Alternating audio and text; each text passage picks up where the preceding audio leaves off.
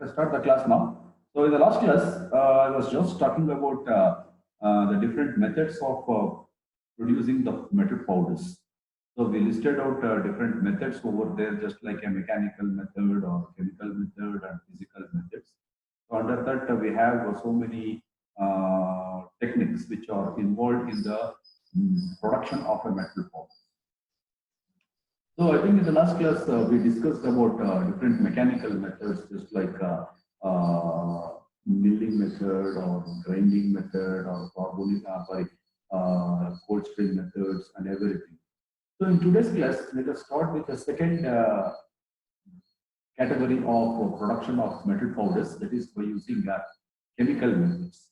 Okay. See, almost all metallic elements can be produced in the form of powders by suitable chemical reactions or decomposition. So generally when we say a chemical method, so of course the powders of course we need to use certain chemical reactions, suitable chemical reactions, or just by the decomposition of the metals, they can metal powders can be produced. Okay, so of course, what they say, almost all metallic elements. So we will have almost whatever the metallic elements available. So all those metallic elements can be treated with the chemical agents and decomposition, and you can produce the metal powders. Most chemical methods are based on the decomposition of a compound into an element form with the heating or with the help of some catalyst. So in the sense, so whatever the chemical methods, so all the chemical methods are based upon the decomposition of a compound into an elemental form and with heating. So when you heat it, so it decomposes into an elemental form, or with the help of a catalyst, you can carry out the reaction and the decomposition, and you can get the compound in the form of an elemental form. In most cases, such processes involve at least two reactants, a compound of the metal, and the second one is the reducing agent.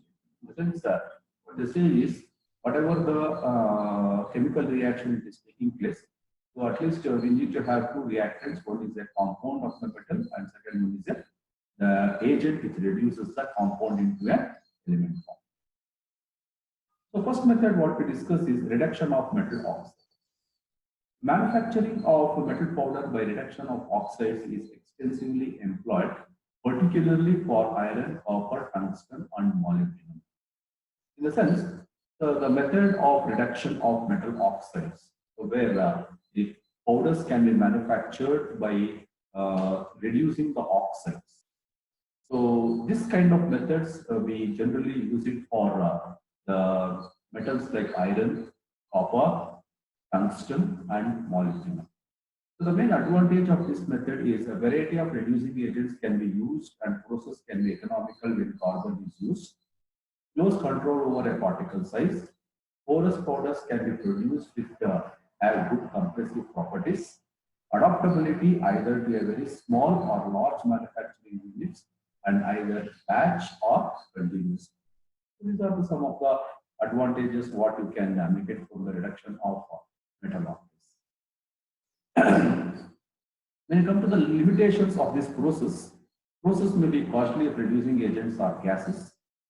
Large volumes of reducing gas may be required, and circumstances where this is economically available may be limited. In some cases, however, cost may be reduced by recirculation of the gases. The purity of the finished product usually depends entirely upon the purity of the raw material, and economic or technical considerations will set a limitation to which can be attained. Alloy powders cannot be produced. So one of the major limitations of this metal oxide oxidation is we cannot we can have a pure metals but not the alloy powders. Alloy powders cannot be produced with this, and process will become very costly if the reducing agents are in the form of gases.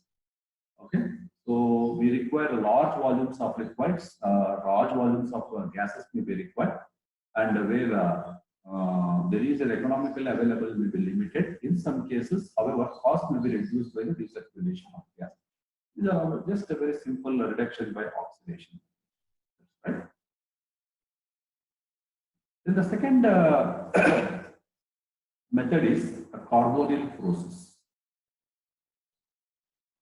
The only method for the manufacture of metal powder by the pyrolysis of a gaseous compound which has been used industrially on a substantial scale is the carbonyl iron or nickel process. The pyrolysis of gaseous compounds which has been used industrially. Okay, so this is the only method which we are having to manufacture the metal powders. So in the substantial scale is the carbonyl iron or nickel process. When iron and nickel ores react under high pressure, it is in the range of 70 to 300 atmospheric pressure with the carbon monoxide, iron pentacarbonyl or nickel tetracarbonyl is formed respectively.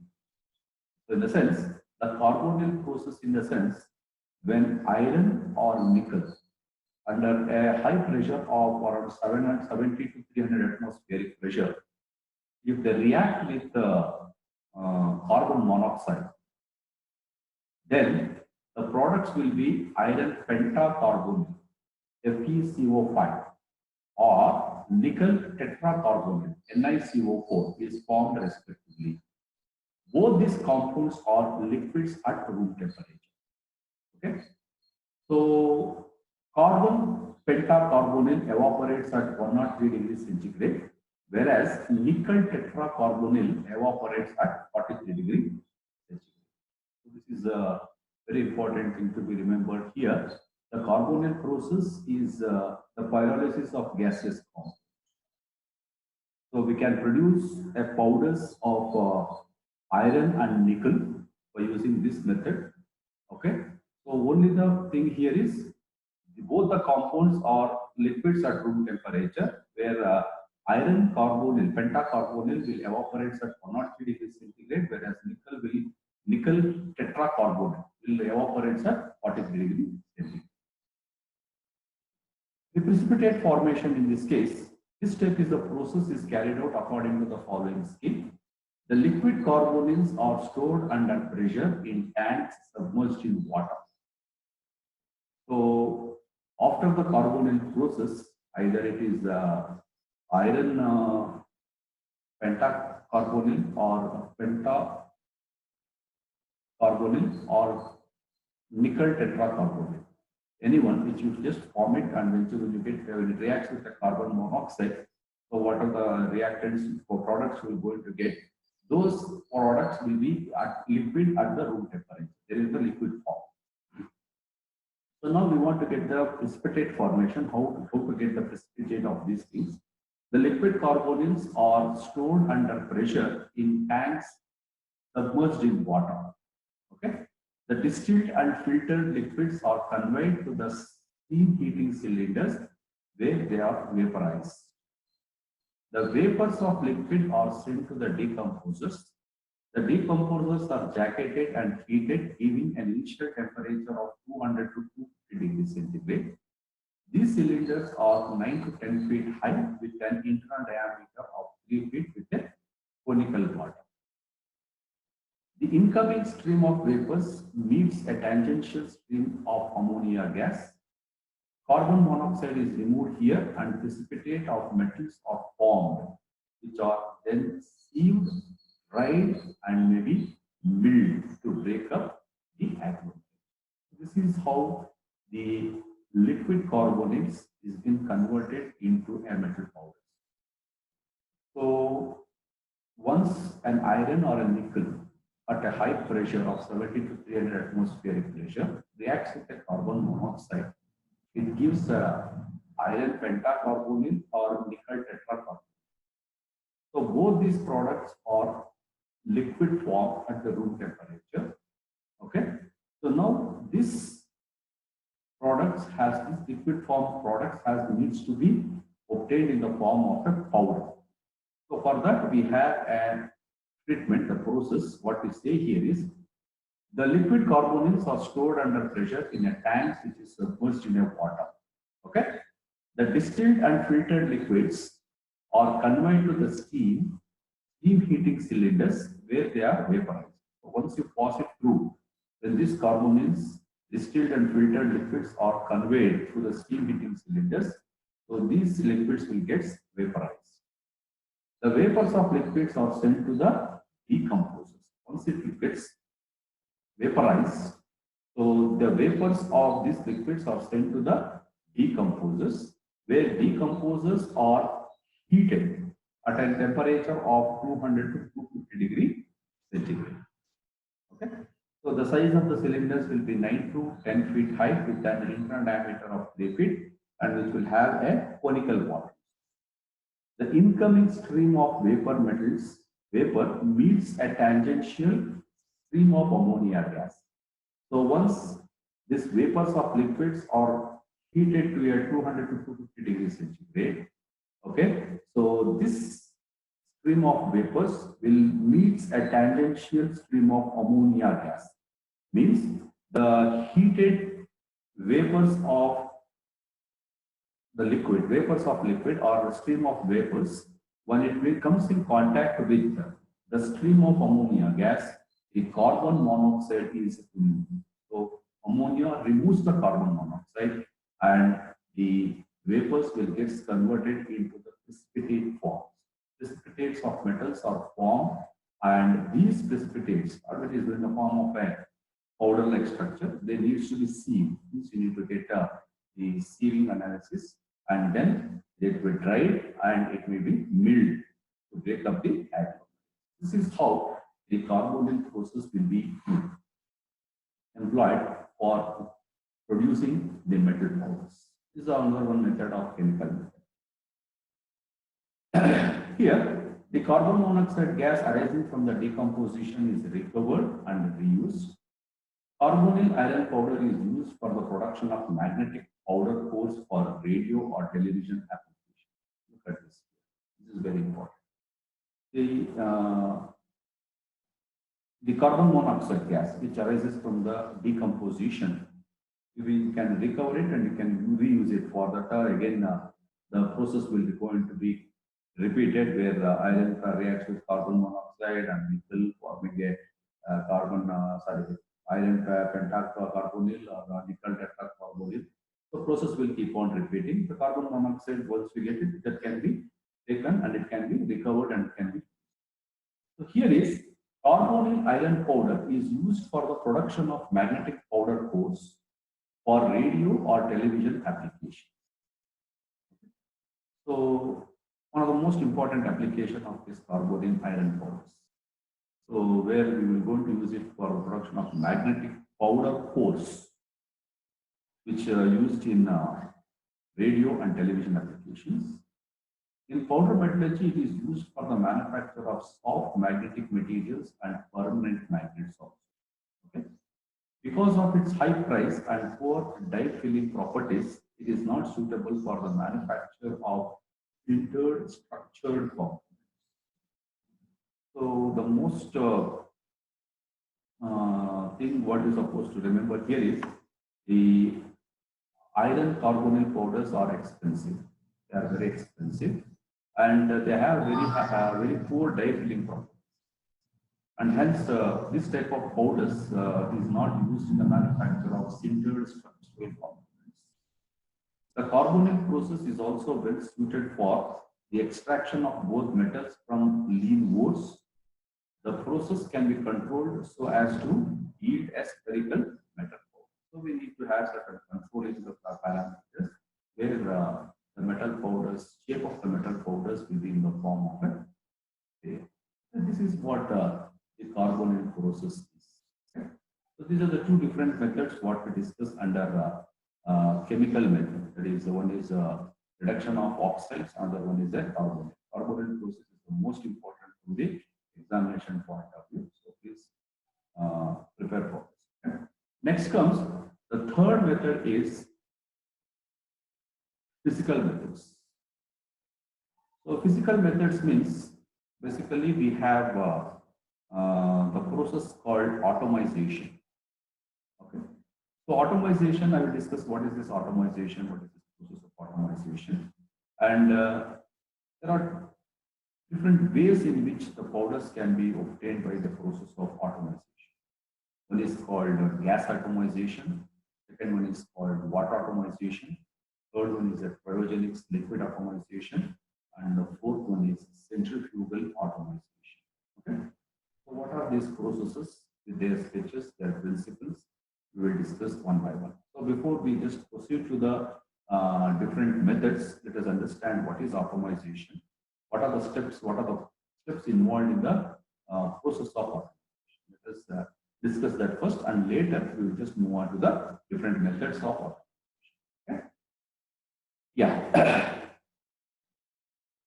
The atomization is one of the most important production method of metal powders. The process generally consists of three stages: melting, atomization, and solidification and cooling. So in the sense, so when you say an atomization, it is we generally consider this one of the most important powder production methods of metal powders. So in this atomization, the first stage is melting. Second is atomization, dispersion of melt into a droplet. This is the most important thing. Okay. So once you heat, once you melt the metal, and it will be converted into the droplets. So how it happens? That is the principle behind the process of atomization. And later for solidification and cooling, additional processing becomes necessary before the powder attain their desired properties. Reduction of surface oxides, degassing, size classification, etc. Anything you can do, the additional processing before it attains the desired shape and the property. This is what the atomization consists of. Three stages: melting, atomization, solidification, and cooling. Let's discuss these processes in detail. Melting. In this stage, the most important criterion is whether the melting and the melt distribution require a crucible system or not. Crucibles are one of the main sources of contamination of atomized powder. So here is one thing what you're supposed to remember: whether we require a crucibles for melting the metals. Why? Because the crucibles are one of the main sources for the contamination of atomized powder. Contamination in the sense the inclusion of impurities in the powder. So therefore, first important thing, we should check, we should think whether the crucibles are required or not. Whether melting and melt distribution requires crucible systems or not. If you don't have a crucible, well and good, you can avoid the contamination of atomized powder. Some cases we may require the crucibles. In such cases, we need to have additional process of removing this contamination or impurities, which resulting from the crucibles. The second criterion is the heating source. The first is whether to have a crucible or not. Second is the heating source. Essentially, all melting techniques known in metallurgy can be used. Example, induction or plasma and electron beam melting, but some of these may also contribute to the contamination, as for example, arc melting. So, of course, other than crucibles, we can also heat, we can select, we can choose the heating source. So what type of heating source? What they say is any kind of heating source which can be used in metallurgy. Any technique, any melting technique, you can use either induction or arc method or plasma or electron beam melting. Anything you can use. But out of this, there's just like arc melting. Arc melting is also contributing for certain contamination of the metal powder. So we have to choose which is the best heating source. So that we can minimize the contamination of metal powders. So this is the second criteria what we generally. Next comes solidification. During the solidification and cooling stage, The cooling rate is controlling parameter. Cooling rate depends on the dimensions of the liquid droplets or solid powder particles, the type of heat transfer from the particles to the surrounding medium, the undercooling prior to the nucleation and cooling rate are the controlling factors for determining the microstructure of the powder particles as well as for the dimensions of the atomization. So the stages is one is melting, second one is atomization, third one is solidification. So we discussed melting. So without discussing atomization, I am taking you to the solidification stage over here. I will discuss the atomization processes later. During the solidification and cooling stage, the cooling rate is the controlling parameter. So how fast the powders will get solidified, it's cooled. And this cooling rate will depends on the type of the liquid droplets or solid powder particles. So what should be the dimension? The type of heat transfer from the particles to the surrounding. How heat is being transferred by means of conduction or convection or by radiation. So these are the two important things the cooling rates depends on. Undercooling prior to the nucleation and cooling rate are the controlling factors for determining the microstructure of the powder particles as well as the dimensions of the atomization. So, sorry. This is the solidification concept, right? Now let us start with the atomization. So there are different methods of atomization. One is a gas atomization. We have a water liquid atomization, and third one is a centrifugal atomization. Okay. Let's start with the first one over here, gas atomization.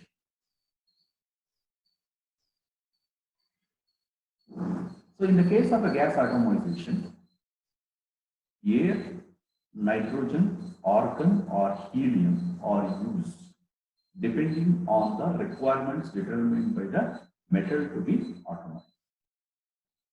Here, the atomization means, I think already been discussed in the starting phase. Atomization means dispersion of the metal into the droplet. Look at here, the dispersion of metal melt into the droplets is the atomization concept. So how this dispersion takes place? So whether the dispersion of melt into droplets by means of a gas or by means of a liquid or by means of a centrifuge. So how this will going to take place? Based upon that we have three different methods. One is a gas atomization, next we have a liquid atomization, and third we have a centrifugal atomization. So in that respect, I have taken the first method is a gas atomization. In this case, the dispersion of melt into droplets takes place by means of a gas.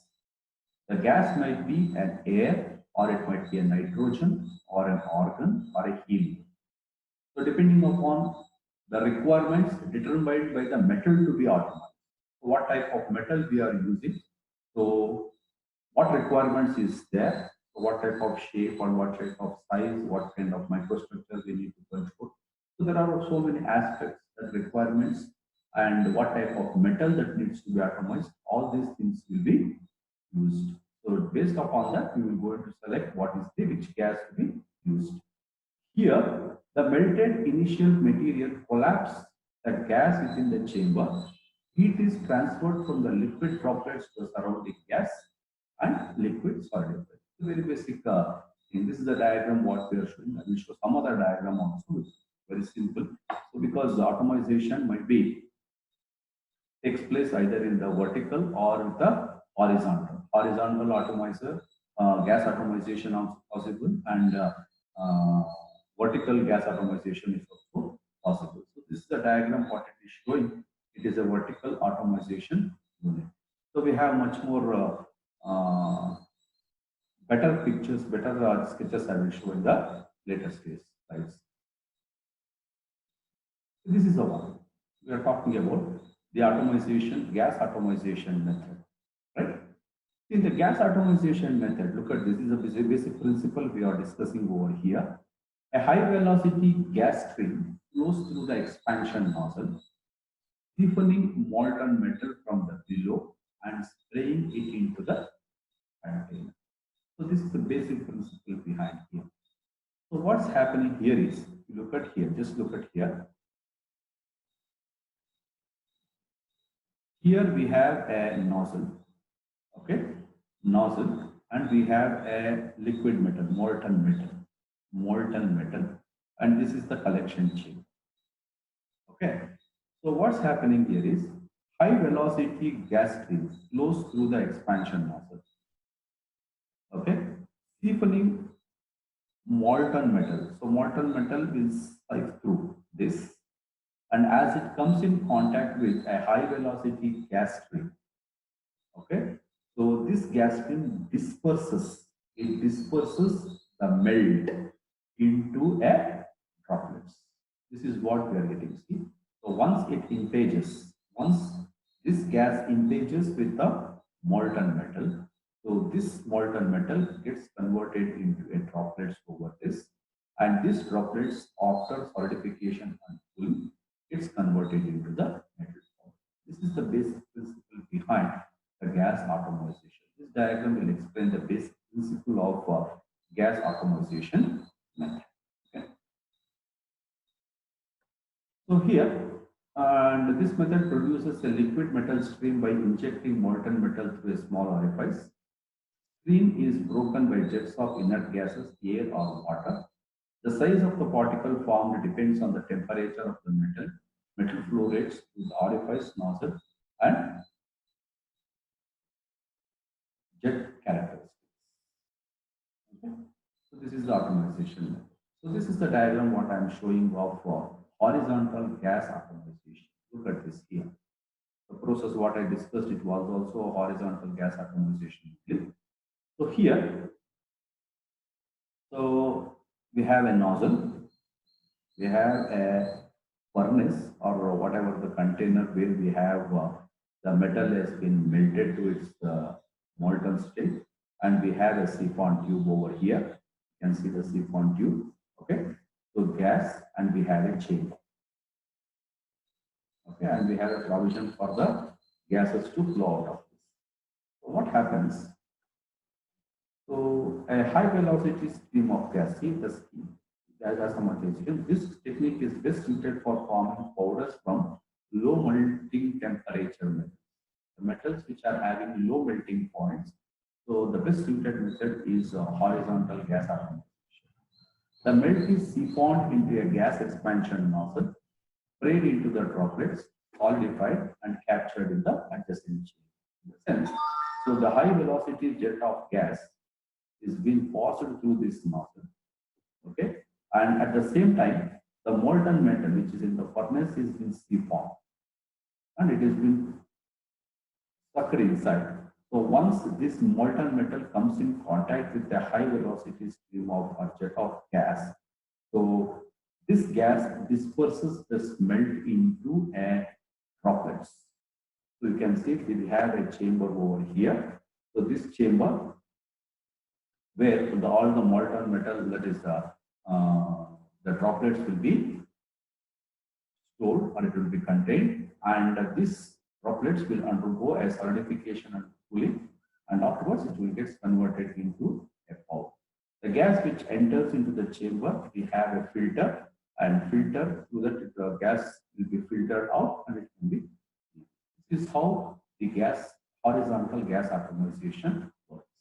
This is because the gas has been moving in the horizontal direction, and the atomization it is taking place in the horizontal direction. So the process is called horizontal gas atomization. In a similar way, we have a vertical gas atomization. So this is the process of vertical gas atomization. Look at here. Okay, so here what's happening? We have a molten metal which is stored over here. The vertical gas atomizer, the main feature are a vacuum induction meter, gas expansion nozzle, gas circulation, and supply system. Okay, so here we have the gas sources here and supply system pre-fight chamber. Okay, and powder collection chamber. As expanded view, the nozzle region is given to show the close proximity of the gas and melts needed for the efficient atomization. So we have a vacuum induction melter over here. So where the metal will be melted to its molten state. Okay. Then we have a nozzle. Okay. The gas has been passed through a nozzle here. Okay. So chamber, you can see the chamber over here. See, look at this. This is the portion what we are showing here is the molten metal as it passes through this. Okay, the gases will pass on either side, and as it disperse, as it have a contact with the molten metal, so it disperses the molten metal into a droplet. So this is the collection chamber what we are having. Okay, and the gases will escape through this, and it also contains some kind of powder. That powder will be stored up. This is the process what we are having for the vertical gas atomization. Okay, so both the processes, the principle will remain same. Only thing you have to remember here is how the molten metal as well as the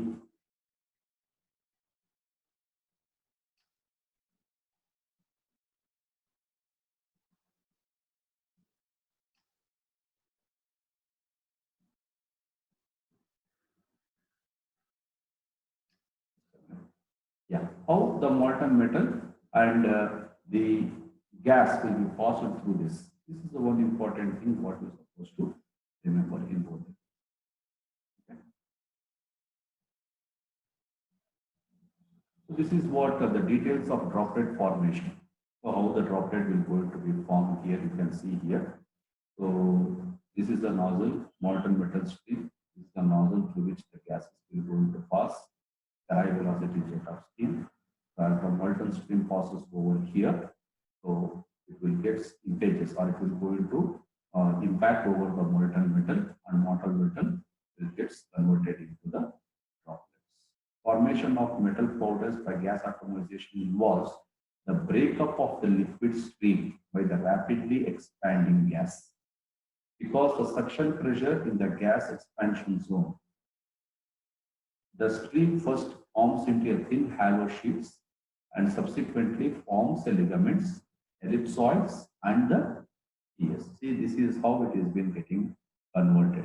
The molten metal gets converted into the sheet, then it will get into the ligaments, then it will form ellipsoids, and finally it will get converted into the spear-like powder structure.